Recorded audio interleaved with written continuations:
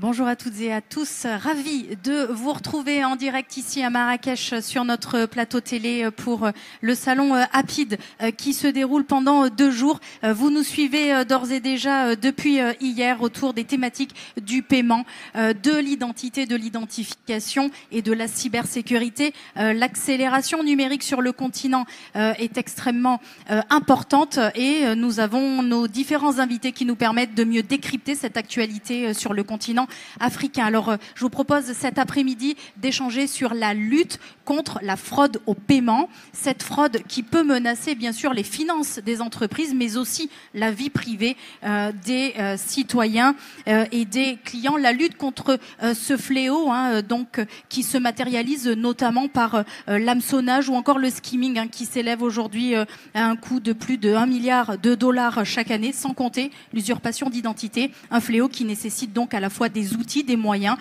mais bien entendu également des stratégies de la part des banques. Alors pour mieux comprendre ce phénomène, quels sont les outils qui sont mis en place, les stratégies portées par les établissements bancaires? J'ai le plaisir d'accueillir notre invité cet après-midi, Ilyas Berraja. Merci Ilyas d'être avec nous. Bonjour Mélanie, merci pour l'invitation. Alors on est ravis de vous avoir avec nous, vous allez nous permettre de mieux comprendre ce qui se passe en termes de fraude bancaire et surtout de lutte contre cette fraude. Et je rappelle que vous êtes le Managing Director de BPC, Banking Technologies. Ensemble, si vous en êtes d'accord, Ilyas, peut-être pour nos invités, mieux comprendre de quoi on parle en termes de fraude au paiement, de fraude bancaire. Est-ce qu'on a aujourd'hui des chiffres pour mieux comprendre un petit peu l'état de cette problématique ? Nous avons quelques statistiques. On estime aujourd'hui qu'il y a dans le monde plus de 34 milliards de dollars de pertes annuelles par rapport aux fraudes de paiement. Et quand on parle de fraude de paiement, ce n'est pas juste, je dirais, des fraudes qui touchent les individus, mais qui touchent les entreprises également.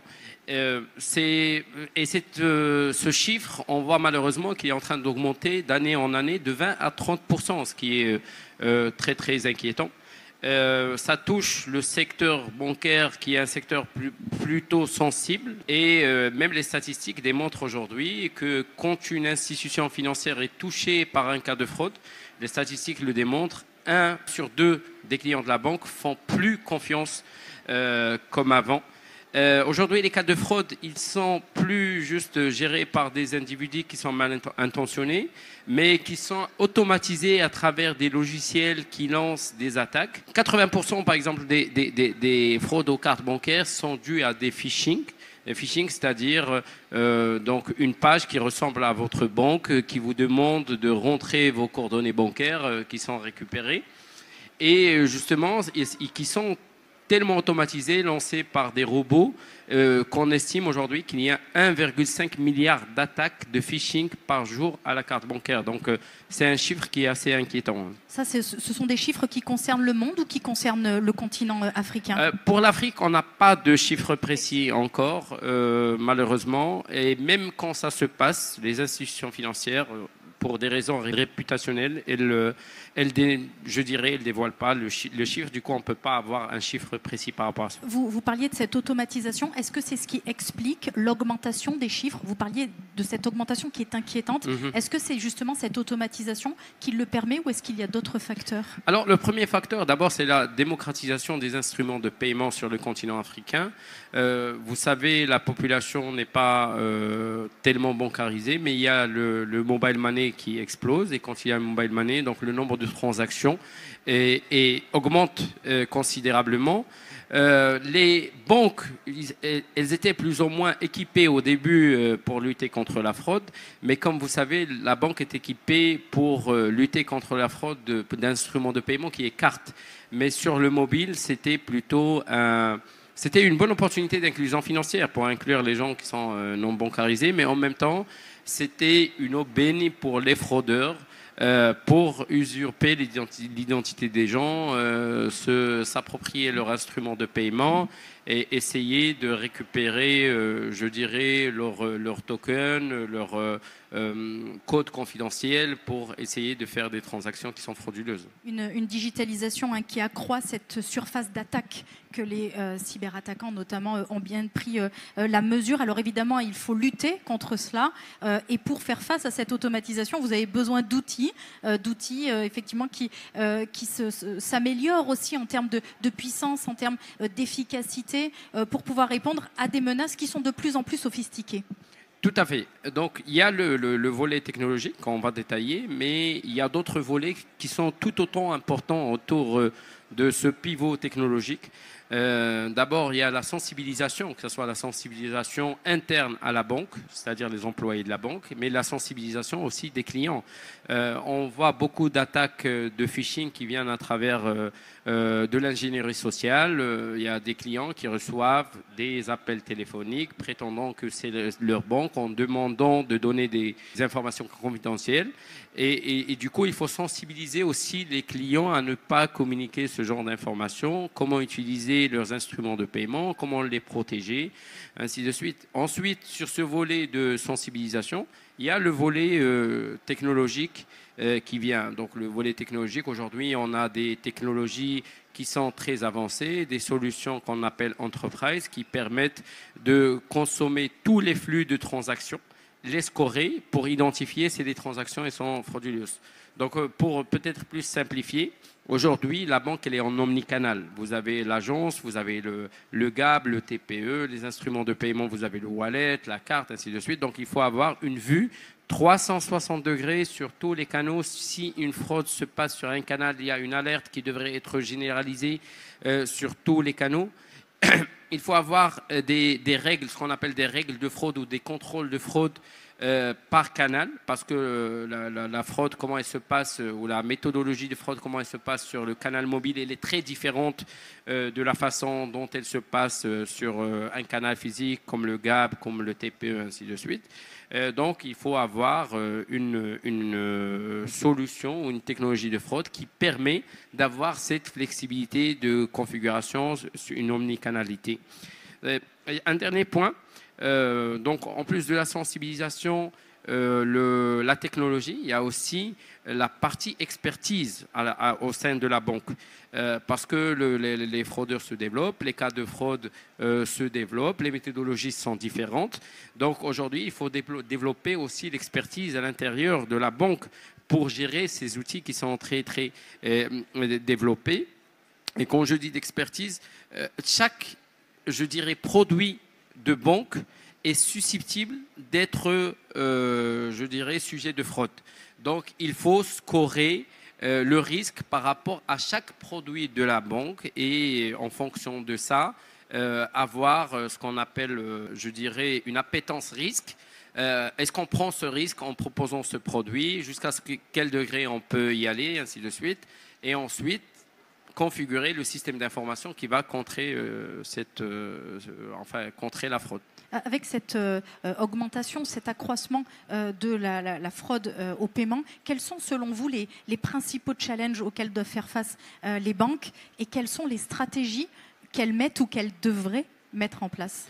Alors, d'abord, le premier challenge, c'est un challenge technologique, hein, il faut le dire, parce que les canaux de délivrance s'accélèrent très rapidement, les utilisateurs augmentent d'une manière exponentielle, et en même temps, donc, les systèmes internes de la banque, il reste des systèmes qui sont traditionnels, il faut le dire, hein, parce que les systèmes dans la banque, il y a des superpositions de plusieurs systèmes pendant plusieurs années qui deviennent très lourds, moins agiles à transformer, très difficiles à intégrer avec des solutions de fraude, ainsi de suite. Donc il faut avoir une architecture donc, qui est technologique, qui est assez flexible pour plugger dessus une couche qui va contrer la fraude sur les différents canaux. Quand on parle de la fraude, on parle beaucoup de fraude externe à la banque, mais il faut savoir, les statistiques ils ont beaucoup démontré qu'à chaque fois qu'il y a une fraude externe, il y a une complicité interne des employés de la banque. Donc il faut avoir des solutions qui sont à 360 degrés, qui peuvent détecter aussi ce qu'on appelle, on parle de KYC, Know Your Customer, ou KYB, Know Your Business, et maintenant on parle de KYE, Know Your Employee. Qu'est-ce qu'ils font? C'est quel genre de transaction? Il y a certains types de fraude interne où il y a par exemple des micro-transactions journalières, des comptes dormants, les transactions bancaires entre entre différents employés de la banque, mal intentionnés. Bien sûr, on n'est pas en train de généraliser, mais il faut avoir cette solution de fraude qui permet de monitorer tous ces aspects. Et donc c'est une approche globale qui est absolument nécessaire, transversale pour adresser l'ensemble des dimensions et des acteurs. Il y a également le cadre réglementaire, évidemment, qui est important, mais aussi, puisque cela sera plutôt au niveau national, les standards internationaux qui permettent une homogénéisation. Exactement. Donc, dans le cadre réglementaire, déjà le régulateur local, qui est la banque centrale de chaque pays ou la banque centrale régionale, elle impose généralement d'avoir des systèmes d'information pour lutter contre la fraude. Il y a aussi des standards internationaux qui sont en train d'être mis en place, pas spécifiquement qui sont liés à la fraude, mais qui sont liés au domaine de paiement, mais qui améliorent l'efficacité de la lutte contre la fraude. On en a parlé pendant plusieurs panels ici, le ISO 20022. Donc, c'est un standard international sur lequel il y a une convergence de tous les moyens de paiement. Donc, on est en train de migrer des systèmes, je dirais, traditionnels vers ces systèmes. Et le ISO 20022, il permet de véhiculer un certain nombre d'informations dont on ne disposait pas avant. Donc, on peut utiliser ces paramètres pour lutter plus efficacement la fraude. Et donc, contre cette lutte, vous avez également un autre atout, c'est l'intelligence artificielle. Évidemment, on ne peut pas ne pas en parler. Comment vous l'utilisez? Comment est-ce que ça peut permettre justement de renforcer cette lutte contre la fraude au paiement et du coup de protéger à la fois les entreprises et les clients citoyens? Évidemment, l'intelligence artificielle aujourd'hui est un sujet d'actualité, hein. Et nous, chez BPC, on l'a intégré dans notre solution de fraude très tôt, je dirais à 7 ou 8 ans. Aujourd'hui, c'est une technologie qui est très très mature.